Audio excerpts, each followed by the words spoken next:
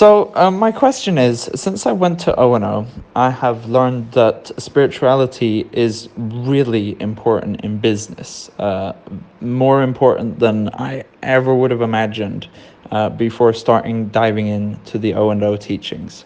Could you explain to me just why this is so important? Because it's something that I really don't hear much about. I studied business at school. I wasn't taught that there at all.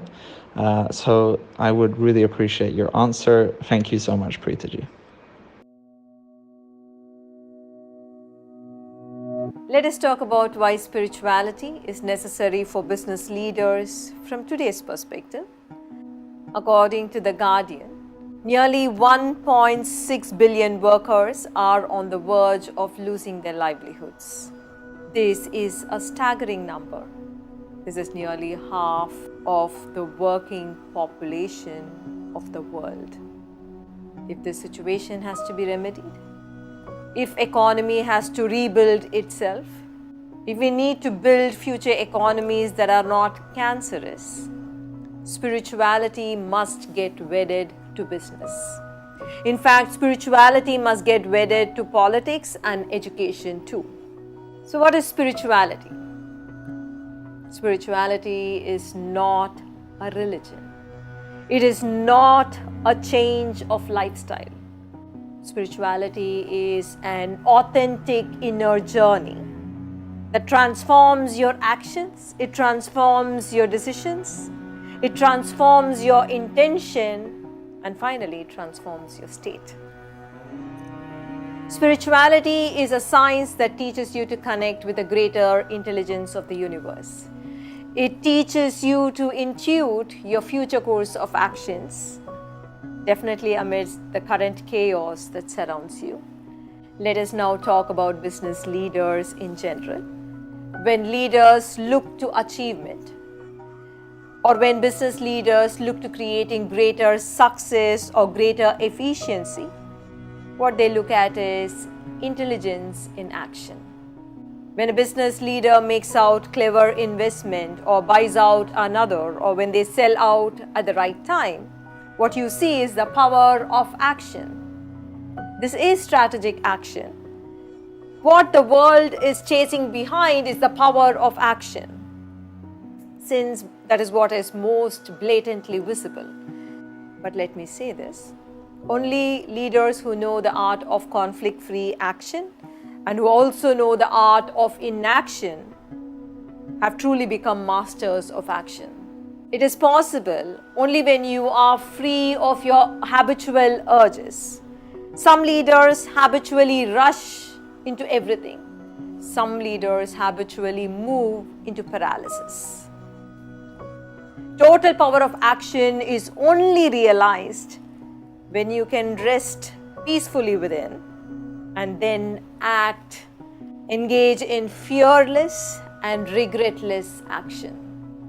Subtler than the power of action is the power of decision. You truly experience the power of decision when it emerges from a clear mind, when it emerges when you become free of the muddled and conflicting thinking and emotions. How do you access the power of decision? Power of decision does not happen by merely being positive, by inculcating positive thinking. Positive thinking is just an attitude. It is a very superficial thing. For if you have not dissolved charged emotional memories from deeper layers of your consciousness, your thoughts will still be anxiety-ridden, loneliness-ridden, or frustration-ridden. Your undissolved unconscious tendencies, whether they be from their childhood, or from the time in your mother's womb, or from your previous lives, all flow through your limbic system.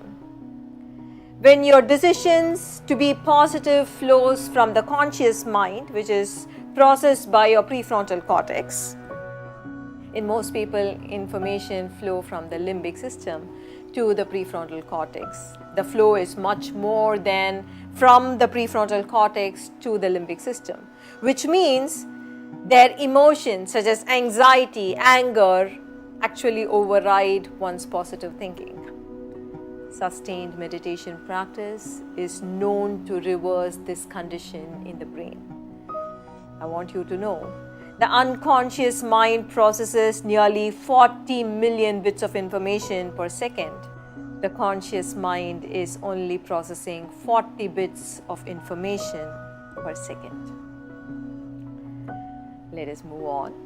Subtler than the power of decision is the power of intention. What is intention? Intention reflects who the beneficiary of a decision is. Is your intention behind a specific decision only to further your own well-being alone? Or is your intention to cause well-being to others too? Much subtler than your intention is your power of your state. What is your state? Is your state a stressful state, or it is a beautiful state? Because it is your state that draws energy from the universe as chaos or order. If you live in a stressful state or an unpleasant state, you draw the energy of chaos into your business or your work. If you lived in a beautiful state, you will draw the energy of order into your life, into your business and your work. These dual energies of chaos and order flow into your intention, into your decisions, and into your actions, leading you to your destiny. That is why spirituality needs to be at the core of businesses.